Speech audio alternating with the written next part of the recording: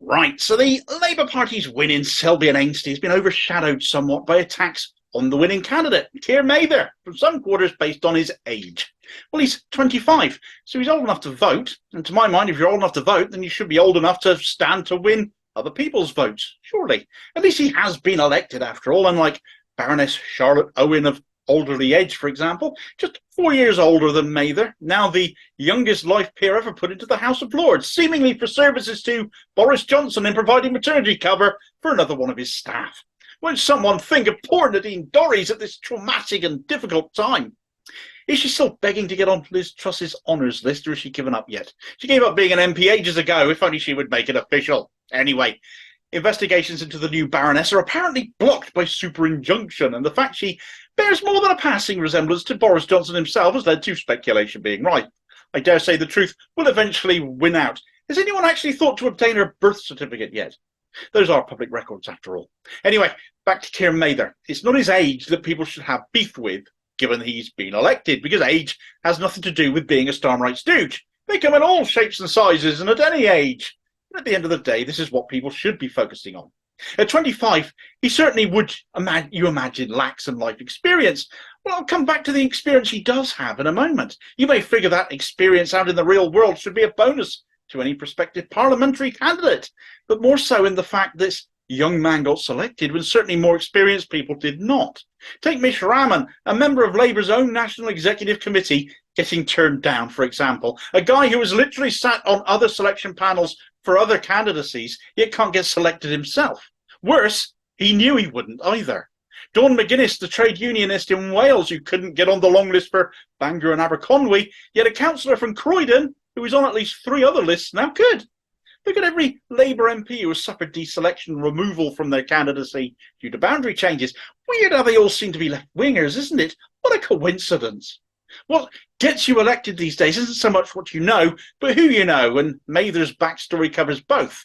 A backstory full of, as investigation has revealed, is full of omissions and denials too.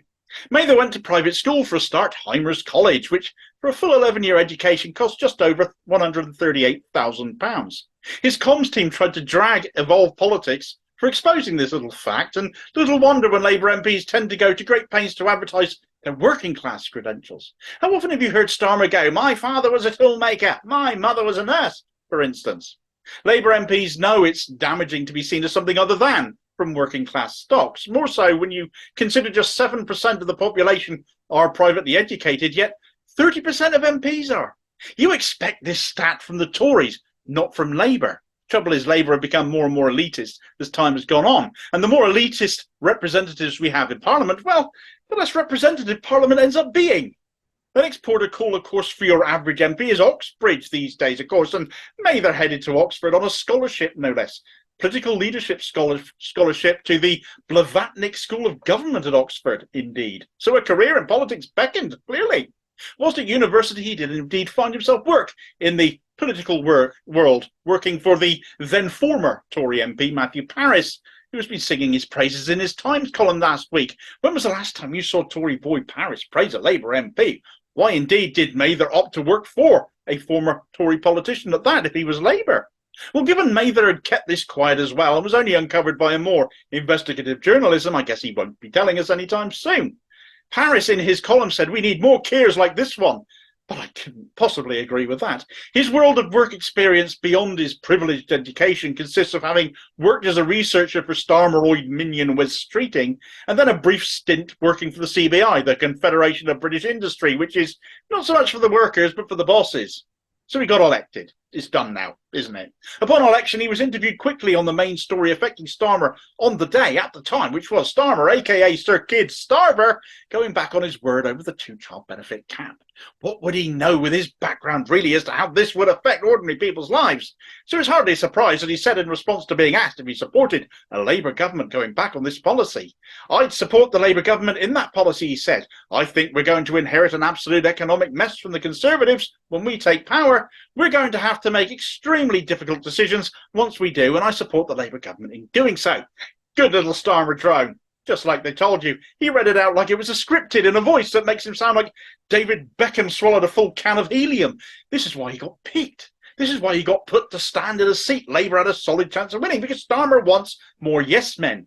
Not that he needs them, such is the state of the Labour Party these days, but age is no barrier to politics despite what people might think is right and what they have to say. I have zero faith that this guy will be anything more than another Starmerite lackey. That's reinforced by an appalling column Mather wrote whilst at university in Churchwell's magazine, the university's own publication, where he extolled the virtues of Dan Hodges as a journalist, of all people, and laid into both Ken Livingstone and Jeremy Corbyn as anti-Semites, and encouraged people to stay in the party and fight them, as plenty of the rest of us joined because suddenly we liked what Labour had on offer.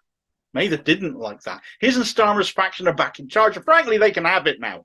But as I was saying, age is no barrier, because at 25, Mather is actually 4 years older than the SNP's Myrie Black was when she was elected shortly before her 21st birthday. She has gone on to build up a reputation for taking no shit from anyone, is widely well thought of even outside of Scotland for the way she has torn the Tories apart on more than one occasion, and proves the point that age is no issue if the candidate is a right and sound one. Of course, it's not me that has used age as an excuse to discriminate, though. Starmer did it himself. He might actually have won the Uxbridge by-election that Labour narrowly lost if Labour members were able to actually support the guy they actually picked, instead of Starmer's imposed candidate, Danny Beales, who locals had rejected in 6 out of 7 local hustings. They wanted a young man called Conor Liberty to represent them, but London Labour, who had taken over the selection process and frozen out the local CLP, decided that at 21 he was too young and inexperienced. Of course, that hasn't stopped the same Labour apparatchiks even, aside from blaming Sadiq Khan and blaming ULEZ, also blaming that said frozen out CLP for the failure as well. The thing is, it was actually because Liberty was a socialist that he got dumped, and this is shown to be the case rather blatantly by another shortlisted candidate, because making a shortlist of just 2 candidates for Leeds South West and Morley's seat is Anna Baxter, a second-year York University student who only left school in 2021. She's the same age Myrie Black was when she entered Parliament, roughly speaking. But if she's going to be picked, she'll have to be a drone for Sir Keir Starmer again, not a challenge to the establishment like Myrie Black has been, and like they feared Conor Liberty would have been. Age is just a number. It's what you have to say and what you believe in that counts. Who you want to stand up for and represent is what matters. To make the grade in Starmer's regime, you have to put yourself, your leader, and your career first, because that's what Starmer's done from day one, and he won't be changing anytime soon. Thanks for watching. I hope you found this video useful. Please like, share, and subscribe if you did. New content out daily. Meanwhile, here's a video recommendation for you where blaming others for your own failure is rapidly becoming Starmer's trademark. The blame for Labour's loss on ULEZ made all the more pathetic given Starmer backed it just a fortnight ago. And I'll hopefully see you on the next vid. Cheers, folks.